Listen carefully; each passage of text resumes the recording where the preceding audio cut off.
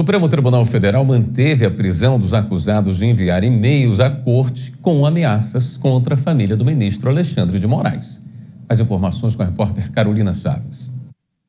Raul Fonseca de Oliveira e Oliveirino de Oliveira Júnior tiveram as prisões pedidas pela Procuradoria-Geral da República. Além das ameaças à família do ministro Alexandre de Moraes, eles são acusados de diversos crimes, entre eles de abolição do Estado Democrático de Direito. Os irmãos são investigados no âmbito do inquérito 4781, que tramita no Supremo Tribunal Federal e investiga notícias fraudulentas, denunciações caluniosas e ameaças ao STF. Raul e Oliveirino foram alvos de mandados de busca e apreensão e de prisão expedidos pelo STF no dia 31 de maio. Durante a audiência de custódia, o juiz reconheceu a legalidade e regularidade da prisão dos acusados. Na decisão que manteve a prisão, o ministro Alexandre de Moraes explicou que os fatos narrados pela Procuradoria-Geral da República são graves e presentes a comprovação de materialidade e fortes indícios de autoria apontam a intenção consciente e voluntária dos agentes em restringir o exercício livre da função judiciária, notadamente quanto às investigações decorrentes dos atos praticados no dia 8 de janeiro de 2023, o que, em tese, caracteriza o crime previsto no artigo 359-L do Código Penal, que se refere à tentativa com emprego de violência ou grave ameaça de abolir o Estado Democrático de Direito, impedindo ou restringindo o exercício dos poderes constitucionais. A decisão diz ainda que o conteúdo das mensagens com referências a comunismo e antipatriotismo evidencia com clareza o intuito de, por meio das graves ameaças a familiares do ministro Alexandre de Moraes, restringir o livre exercício da função judiciária pelo magistrado do Supremo Tribunal Federal, à frente das investigações relativas aos atos, que culminaram na tentativa de abolição do Estado Democrático de Direito em 8 de janeiro de 2023, o que pode caracterizar o crime previsto no artigo 359-L do Código Penal, além dos fortes indícios de materialidade e autoria dos crimes de ameaça e perseguição previstos no Código Penal. Além de manter as prisões, o ministro determinou que a Polícia Federal apresente um laudo em 15 dias dos aparelhos apreendidos durante a operação policial e se declarou impedido para conduzir processo que trata dos crimes de ameaça e perseguição. O inquérito sobre esses crimes será redistribuído para outro ministro da Corte. E o Senhor, Deus, nos ensinou que nós devemos orar por cada autoridade, porque foi o Senhor que instituiu, e nós orávamos por todos os ministros do STF. Quantas vezes nós oramos pela senhora Viviane, esposa de Alexandre de Moraes, e pelos seus filhos, e hoje nós vemos que eles não têm a capacidade de se colocar no lugar de uma mãe e de um pai que está sofrendo por injustiça e por maldade, separam essas mães e esses pais de seus filhos pequenos. Antes de prosseguir, eu quero pedir a você que acompanha o blog da Cidadania que se inscreva no canal, deixe seu like, compartilhe esse vídeo e considere fazer uma doação para o blog da Cidadania. E o blog da Cidadania está lutando para sobreviver, para comprar novos equipamentos, para poder se manter. O que acontece? Eu não tenho uma grande estrutura, então eu fico repetindo alguns vídeos, pelo menos por uns 4, 5 dias, porque eu não posso fazer vídeo todo dia. Você já viu o vídeo? Pula, tem gente que não viu. Então eu peço a sua tolerância, a sua compreensão. Então é isso, minha amiga, meu amigo, eu quero mostrar algumas coisas para você. Lá em 2020, o Dória condenou o blogueiro aqui a indenizar o João Dória em 20 mil por publicação de fake news. A fake news é que um funcionário do Dória gastou dinheiro público numa casa de prostituição. Não foi do governo Dória, foi do governo Alckmin. Dória se aproveitou disso, tanto faz que era o governo Dória ou era o governo Alckmin. Não é? Então era o governo do Estado. Mas essa condenação de 20 mil eu recorri, e aí eu não sei como o Dória conseguiu aumentar isso para 50 mil, e eu não tenho conseguido pagar. Foi em 2010. Dizia o Instituto Census, o Instituto Vox Populi, diziam que Serra e Dilma estavam empatados. O Serra com 32,7% e a Dilma com 32,4%. A margem de erro da pesquisa era de 2,2%. Isso no dia 13 de abril.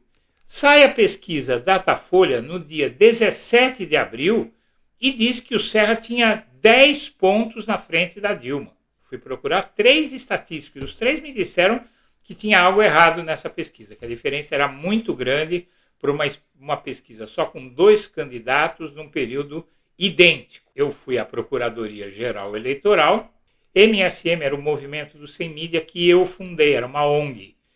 E eu representei a Procuradoria-Geral Eleitoral e a Procuradoria-Geral Eleitoral mandou a Polícia Federal abrir uma investigação. E aí, esse é o site vermelho do PCdoB, Vitória do Sem Mídia, Justiça e Polícia Federal investigarão as pesquisas. Sabe o que aconteceu? Olha só, alguns dias depois, o Datafolha convergiu para o resultado que os censos e o Vox Populi estavam dando lá atrás. Então vamos lá. Muito obrigado, senhoras e senhores, eu agradeço a atenção e deixo meu abraço para todo mundo.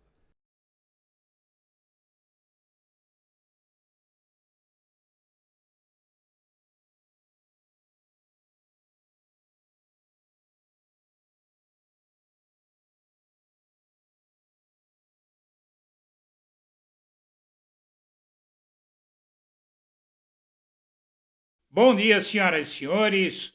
Hoje é 8 de abril de 2025. São 10 horas e 30 minutos. A mulher de Jair Bolsonaro, na manifestação do último domingo, se valeu de ameaças que o seu grupo político fez a Alexandre de Moraes e a família dele para intimidá-lo durante a manifestação. Michele decidiu inserir no seu discurso na manifestação para pressionar o Supremo e a Câmara a anistiarem seu marido, uma fala que aparentemente seria inexplicável se não se tratasse de quem se tratou e a proferiu. De repente, do nada, ela diz que orava pela esposa de Moraes e pelos seus filhos e citou o nome da esposa de Moraes, Dona Viviane, e dos seus filhos.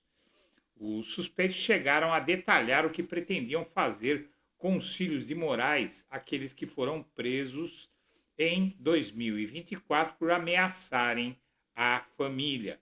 Disseram que poderiam metralhar e jogar uma granada no carro da família de Moraes.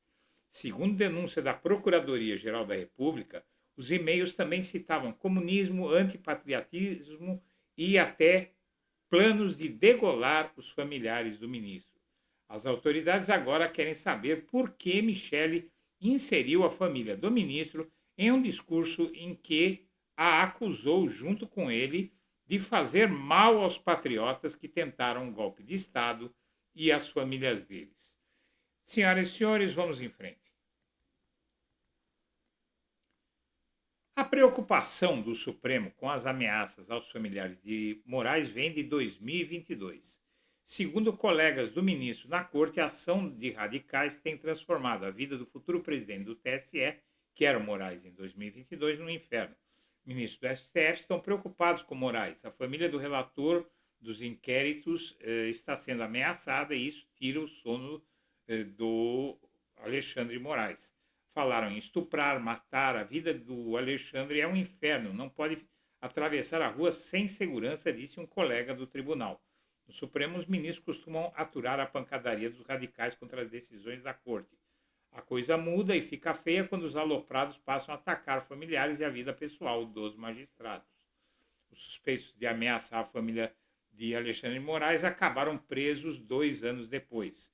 Em maio de 2024, a Polícia Federal prendeu 2 suspeitos de ameaçarem a família dele. A prisão preventiva foi pedida pela PGR. O PGR citou perigo concreto em graves ameaças à família de Alexandre de Moraes.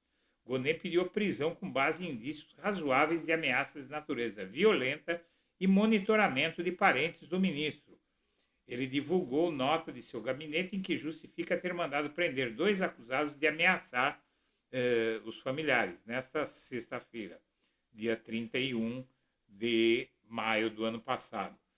E vítima e julgador do caso, Moraes argumenta ter atendido a pedido do Ministério Público a mandar prender os criminosos. Os irmãos que ameaçaram Moraes e familiares do ministro cometeram crime contra o Estado Democrático de Direito, diz a Polícia Federal à época. E a Polícia Federal indiciou os dois por ameaças de morte à família de Moraes. E eles, não só morte, como torturas, uma coisa terrível. As ameaças à família de Alexandre de Moraes fizeram com que a Polícia Federal intensificasse a ofensiva contra o fuzileiro naval Raul Fonseca de Oliveira e o irmão dele, Oliverino de Oliveira Júnior, presos por ameaçar a família. As ameaças citavam fuzil, granada, degola. Fuzileiro e irmão foram presos preventivamente naquele 31 de maio. As investigações apontaram que eles enviaram mensagens com requintes de crueldade para a família do Alexandre de Moraes. Os suspeitos chegaram a detalhar o que pretendiam fazer com os filhos dele, dizendo que poderiam metralhar e jogar uma granada no carro da família. As investidas ocorreram entre abril e maio do ano passado, por 11 dias de forma ininterrupta. Segundo a denúncia da PGR, os e-mails também citavam comunismo e antipatriotismo e até planos de degolar os familiares do ministro. Devido à gravidade do caso, a Polícia Federal conseguiu identificar os suspeitos que foram presos em 31 de maio. O PGR afirmou que a conduta evidenciava o intuito de, por meio de graves ameaças, impedir o Moraes de fazer o trabalho dele. Gonê destacou ainda haver provas suficientes da existência do crime e indícios razoáveis de autoria. Aqui você tem um dos criminosos. A Justiça manteve os dois presos e agora o caso está tramitando no Supremo Tribunal Federal. O fato, minha amiga, meu amigo, é que a citação de Michele Bolsonaro, a segurança da família e de Alexandre de Moraes, e dizendo que essa mesma família não tem pena dos patriotas que estão presos, isso é uma clara incitação. E agora ela vai ter que explicar o que é que quis dizer com essa fala infame nessa manifestação infame.